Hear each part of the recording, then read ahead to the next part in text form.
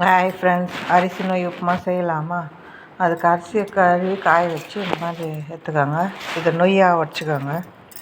இதில் ஒரு அழகு நொய்னா 2 அழகு தண்ணி ஊற்றிக்கோங்க. குக்கர் வச்சுக்கோங்க. எண்ணெய் காய்ஞ்சதும் கடுகு போடுங்க.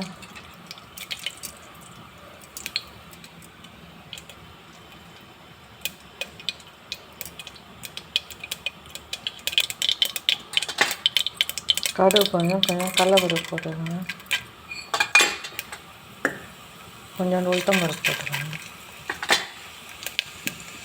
சிறிதளவு பெருங்காயத்தூள் போட்டுக்கோங்க. சிறிதளவு பெருங்காயத்தூள் போட்டு நல்லா கலக்க விடுங்க. அப்புறம் இஞ்சி போட்டுக்கோங்க. பச்சை மிளகாய், கருவேப்பிலை, வெங்காயம் நல்லா வதக்குங்க. பிறகு தேவையான அளவு உப்பு சேர்த்துக்கோங்க. நல்லா கொதிக்கட்டுங்க. தண்ணி இந்த மாதிரி கொதிக்கும்போது நொய்யை போடுங்க. நொய் போட்டு நல்லா கலரி விடுங்க.